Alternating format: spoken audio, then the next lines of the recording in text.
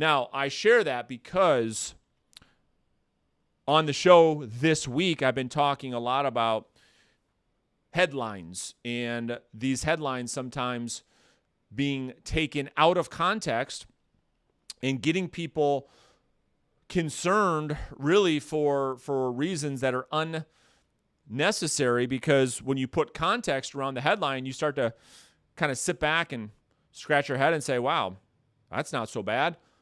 What's all this crisis conversation happening? And it's funny, I have people commenting on the show every day in the comments section beneath these videos saying, oh, you have no idea what is coming.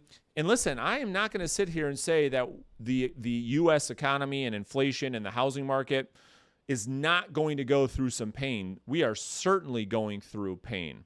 My only point, it seems, this week is that the media continues to take things out of context, and they're very, very good at making things seem worse than they are. Why? Because fear sells, right? If a media company comes out there and says, oh, the top 10 housing markets that are barely affected, nobody's clicking, they're not selling any advertising, which then brings me into my next point that I want to walk you guys through. So for a long, long time, okay, there have been people that have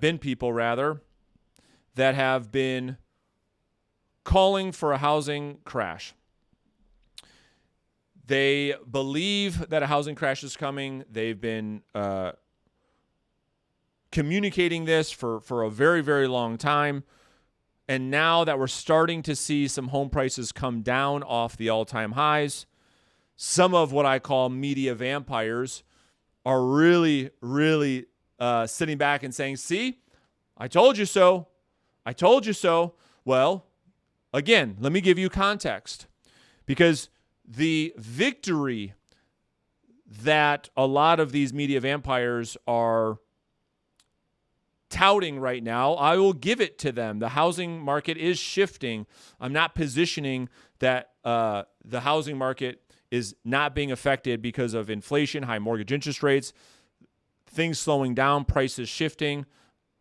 I'm not taking any of that away, but context is the thing that matters, and it's what I care about the most.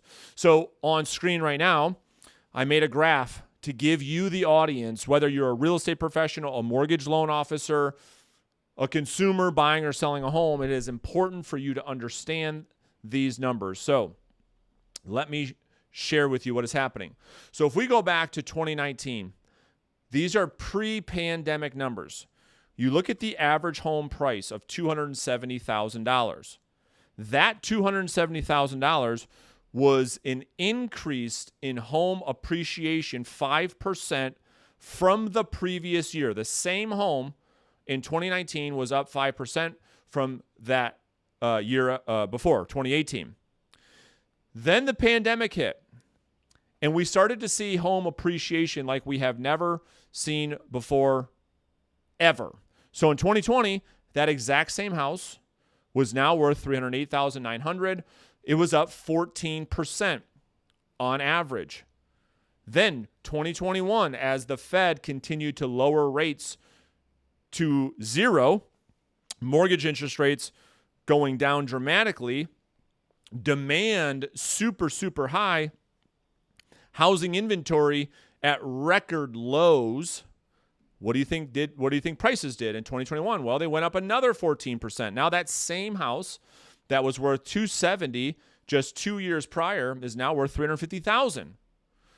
Up a total of 35% in 2 years' time. We've never seen home appreciation like this in the history of our country. I call this the real estate jackpot. That every single person who owned a home in this period of time, they all won. It's not because of what they did. It's because we saw an anomaly, a statistical anomaly, where the pandemic hit, the U.S. government started printing trillions of dollars, pumping so much money into the economy to keep the economy moving forward, which fine. And so in addition to that, lowering interest rates to 0%, which drove up demand to buy houses that didn't exist. So home sellers, what do? They could charge any price they wanted, and they got it. Then in 2022, as we sit right now, the average home price is at $370,000, which is still up 7% from last year. Now, this is where things are starting to shift as inflation is reaching levels that we haven't seen in quite some time. Mortgage interest rates are shooting up at a record pace, really slowing down the demand for new buyers. Really, the crisis coming around housing affordability.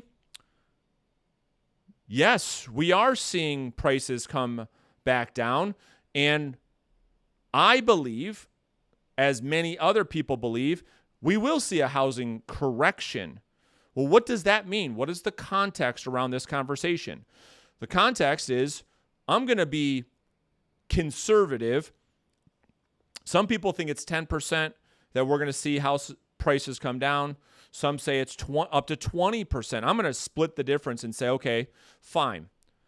Let's meet in the middle and call it a 15% landing, that a new baseline will be hit in 2023 where the average home price is $314,000.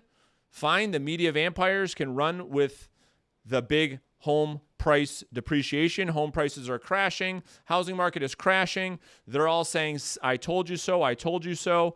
Let's pretend that they are right. And I do agree, we're going to go through a correction. And let's pretend that in 2023, we land somewhere around $314,000 as an average home price in this country. Here's the context. It is still up 14% pre-pandemic.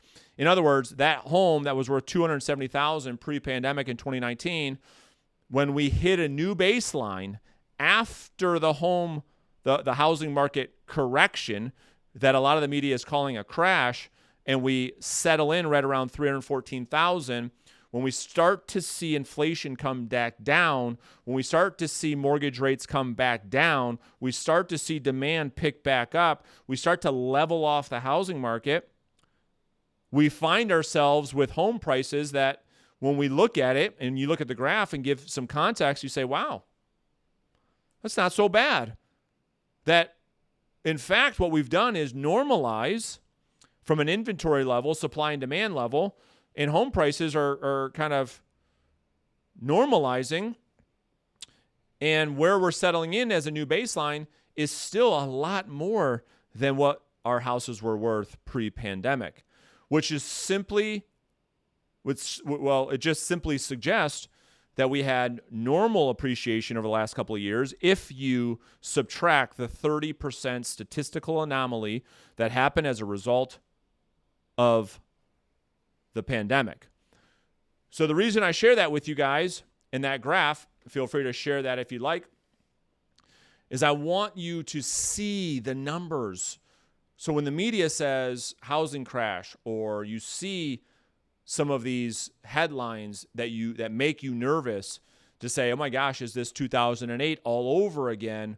I want to give you the numbers so you can say, okay, wow. When I put some numbers around it, you give it some context.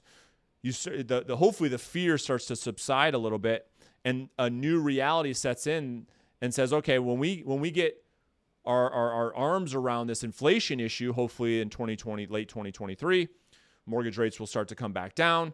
Housing prices will start to kind of level off, and we go through a housing correction of 10, 15, even 20%. That we find that these home prices, our homes, are still worth more than they were. Even if you erased the 25, 30%, I'll call it housing inflation as a result of the pandemic, we're still in better shape than we were before that.